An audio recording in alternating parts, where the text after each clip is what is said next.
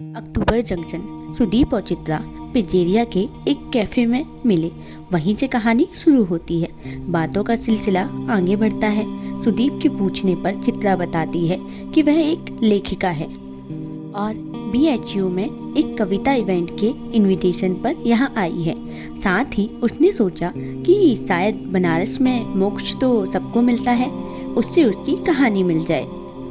तुम बनारस क्यों आए हो? चित्रा पूछती है। सुदीप बताता है कि वह एक दोस्त की शादी में आया है और साथ ही उसका बनारस आने का मन था। कैसा लगा बनारस? चित्रा पूछती है।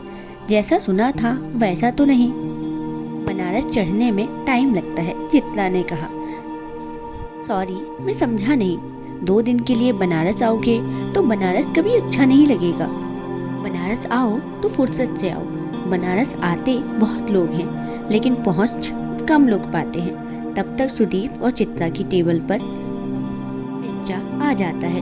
भीड़ बहुत होने की वजह से वेटर सुदीप और चित्रा की टेबल पर 1-2 लोगों को फिट करने की कोशिश करता है। चित्रा वेटर को कहती है कि यहाँ 1-2 लोग और आ रहे हैं। चित्रा आराम से बैठना चाहती थी। देखो, पिज्जा आधा बचा है। अगर मैंने जल्दी खा लिया तो वेटर जाने के लिए बोलेगा।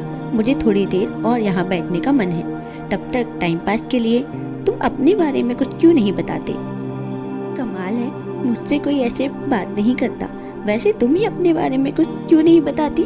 पूछो। शहर मतलब जहाँ की मैं हूँ या जहाँ रहती हूँ? ज्यादातर लोगों के 2 शहर होते हैं, एक जहाँ के हम होते हैं और एक जहाँ हम रहते हैं। जहाँ तुम रहती हो दिल्ली और तुम्हारा मुंबई, और तुम रहने वाली कहाँ की हो? भोपाल, और तुम लखनऊ। वैसे ये शहर वाले सवालों से तो तुम बोरिंग सी नौकरी करने वाले MBA टाइप लग रहे हो। तुम जज कर रही हो मुझे? हाँ, कर रही हूँ। अब कुछ अच्छा बताओ, चाहे झूठ बताओ, मजा आना चाहिए बस। मैंने 12th के बाद पढ़ाई नहीं की। What are you serious? 100% serious.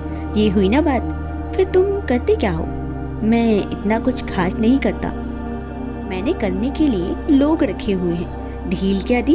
तुम तो फेंकने ही लगे। लेकिन चलो, कम से कम बोरिंग तो नहीं है। अब तुम पूछो, तुम किताब क्यों लिखना चाहती हो? फिर से बोरिंग सवाल। किसी को नहीं पता होता कि किताब क्यों लिखना चाहता है। फिर भी सुदीप ने कहा, मुझे नहीं पता क्यों लिखना चाहती हूँ। शायद नेम और फेम के लिए। अब मेरी बारी, पूछो। नाम क्या है तुम्हारा? अब तुम बोरिंग सवाल पूछने लगी। एक बोरिंग सवाल तो पूछ ही सकती हूँ। सुदीप यादव। 1 मिनट, सुदीप यादव नाम तो सुना हुआ है। तुम्हारी कंपनी का नाम क्या है? फिर बोरिंग सवाल। अरे बताओ। बुक माई ट्रिप। तो तुम दा सुदीप यादव हो? हाँ, सुदीप यादव हूँ। नाम के पीछे दा लग गया है, मुझे नहीं पता था।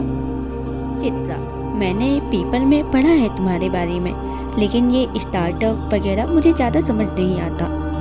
मैं अखबार नहीं पढ़ता, इतना टाइम ही नहीं रहता। तो तुम्हें पता कैसे चलता है कि आसपास क्या चल रहा है? मेरी असिस्टेंट मुझे सब अखबारों में से मेरे काम की खबरों की एक रिपोर्ट बनाकर भेज देती है। तो जिस सुदीप यादव के पास बिल्कुल भी टाइम नहीं, वह यहाँ बनारस में बैठकर आराम से पिज्जा खा रहा है और मैं उससे कोई फालतू बोरिंग सी बात कर रही हूँ। बताया ना, मैं एक दोस्त की शादी में आया था और फिर मैंने 3 दिन का ब्रेक भी ले लिया। ब्रेक किस लिए?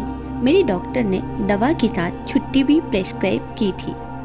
बनारस का प्लान बना तो सोचा यहाँ ही रुककर देखते हैं हुआ क्या है तुम्हें। तुम ज़्यादा ही पर्सनल हो रही हो। राइटर कब से जर्नलिस्ट वाला सवाल करने लगे? सॉरी, लेकिन सुदीप यादव ऐसे ही किसी टेबल पर टकरा जाए तो थोड़ा एक्साइटमेंट तो बनता है। मैं झूठ बोल रहा था। मैं सुदीप यादव नहीं हूँ, ना ही मेरी कोई कंपनी है। मैंने MBA किया है और मैं नॉर्मल सी नौकरी करता हूँ। सुदीप यादव के बारे में आर्टिकल पढ़ा था तो आज मौका देखकर फेंक दिया। चित्रा को कुछ समझ नहीं आया कि सामने बैठा लड़का सच बोल रहा था या झूठ। आरती शुरू होने को है। अच्छा लगा आपसे मिलकर मिस राइटर। चित्रा पाठक नाम है मेरा। और तुम्हारा?